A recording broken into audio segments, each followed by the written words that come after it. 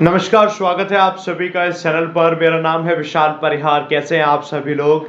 English को लेकर अगर आपको लगता है ना डर कि यार चाहे कुछ भी हो जाए यार इंग्लिश को इम्प्रूव करना है, तो ये वीडियो आपके लिए कमाल का होने वाला है। आज मैं आपको ना 7 ऐसे पॉइंट्स बताऊंगा जो कि आपकी हेल्प करेंगे इंग्लिश को इम्प्रूव करने में। उन 7 पॉइंट्स में हो सकता है आप 1-2 पॉइंट फॉलो कर रहे हो कि point number 1, point number 2, point number 3, हो सकता है 1-2 पॉइंट फॉलो कर रहे हो। तो अगर 1-2 पॉइंट फॉलो कर रहे हो तो ऐसे कौन से वो 5-6 पॉइंट है जिसको फॉलो नहीं कर रहे हैं, जिसकी वजह से आपका इंग्लिश वीक है, उसको भी आपको फॉलो करना है। तो शुरू करते हैं आज की क्लास। एक एक करके हम उन पॉइंट्स को देखेंगे, बट उससे पहले आपको अगर वीडियो अच्छा लगेगा जल्दी से थम्स अप भी देकर जाएंगे, सेशन को शेयर भी करेंगे। तो मैं पॉइंट बताता हूं। ये जो मैं इंग्लिश आपको लेवल अप करने की बात कर रहा हूं, ये इंग्लिश चाहे आपकी स्पोकन लैंग्वेज हो, चाहे आपकी रिटन लैंग्वेज हो, चाहे वो किसी भी एग्जाम को क्रैक कर रहे हैं तब आपकी जो इंग्लिश आती है वहां पर उसको लेकर सभी में हेल्प करेगा। जैसे कि पॉइंट नंबर 1 है, आप कैसे इंप्रूव करेंगे। Number 1, by learning parts of speech religiously. तो learning parts of speech religiously का मतलब ये है कि ग्रामर का सेक्शन जिसको हमें इंप्रूव करना होता है, आप पार्ट्स ऑफ स्पीच को करिए 1 बाय 1, 1 बाय 1, 1 बाय 1।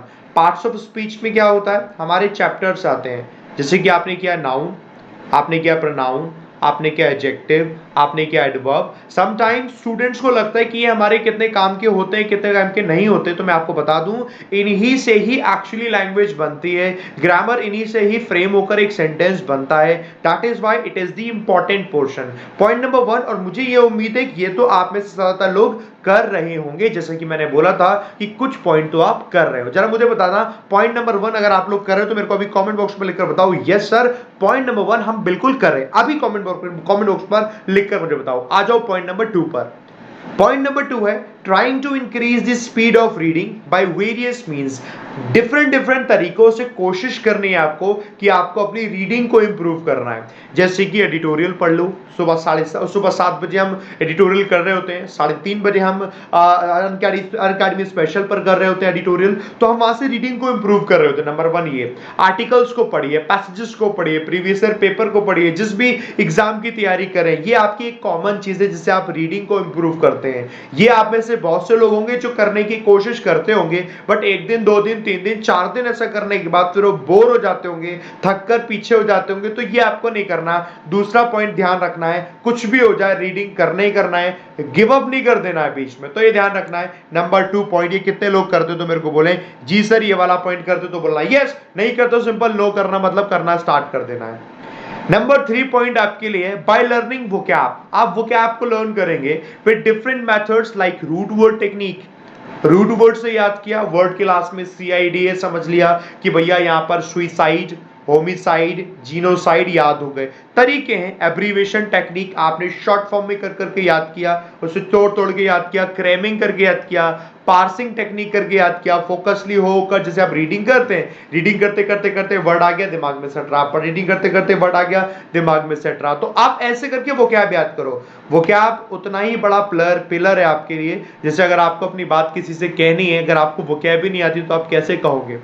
इसीलिए vocab plays an important role. तरीका एक नहीं, तरीके कई होते हैं, आप इनमें से किसी भी तरीके को अपनाइए, बट वोकैब आपको इंप्रूव करनी है। तीसरा पोर्शन आपका ही, जब रीडिंग से इंप्रूव होती है, आपकी वर्ड को इंडिविजुअल याद करने से इंप्रूव होती है। आप पार्सिंग टेक्निक और क्रैमिंग का मतलब यही हो जाता है कि आपने उसे रीडिंग कर करके याद कर रखा, तो ये आप इस तरीके से याद करनी है। पॉइंट नंबर 3, इसको सब लोग मेरे को बताओ इस तरीके से कितने लोग याद करते हैं, वो जरूर याद करो। और आज भी मैं बात कर रहा था कि जो हमारी टेक्निक होती है ना रूट वर्ड वाली हर जगह काम नहीं आती, बट हाँ मैक्स काफी हद तक तो सीख ही जाते हो। रूट वर्ड ये है, काफी हद तक तो सीख ही जाते हो। पॉइंट नंबर 4 है वॉच इंग्लिश न्यूज या फिर मूवीज विद सबटाइटल्स। ये कितने लोग करते हैं ये मुझे बताओ। ये करना भी बड़ा इंटरेस्टिंग होता है कि आप इंग्लिश न्यूज चैनल को देख रहे हैं, कैसे न्यूज बताई जा रही है, किस चीज के बारे में बताया जा रहा है, क्योंकि आपको न्यूज तो पता है कि अच्छा इससे रिलेटेड कोई बात है और इंग्लिश में बोला जा रहा है, उसके सबटाइटल्स अगर आपको मिल जाते हैं तो बहुत अच्छी बात है। या मूवीज अगर आप देख रहे हैं तो सबटाइटल्स मिल जाते हैं तो बहुत अच्छी बात है। आपका ना थोड़ा कनेक्टिंग फील होता है, काफी हद तक आप कनेक्ट कर पा रहे हो, अच्छा इसको ऐसे यूज करते हैं, इसको ऐसे यूज करते हैं, ये आपके लिए इंटरेस्टिंग काफी ज्यादा बनता है। ये बताओ ये पॉइंट नंबर 4 कितने लोग करते हैं, है ना। Point number 5, reading books from different spectrum like business, technology, politics, international relations, वो इसलिए बोला जाता है क्योंकि आपके जो आरसी आते हैं वो इसी तरीके के स्पेक्ट्रम से होकर आते हैं। कुछ बिजनेस का आर्टिकल उठा लिया गया या फिर कोई इंटरनेशनल रिलेशनशिप्स के आर्टिकल उठा लिए गए, बिजनेसेस में अपने वो दोनों के दोनों कंट्रीज की बात हो रही है तो वो हो गया, पॉलिटिकली इंक्लाइन कोई चीज आ गई, ये सारी की सारी चीजें इंपॉर्टेंट रोल प्ले करती हैं, तो ये आपके लिए जरूरी होता है। तो ये मेरे को बताना ये कितने लोग करते हैं, जो करते हैं वो अच्छी बात है, जो नहीं करते उनको करते रहना है। ये है पॉइंट नंबर 5।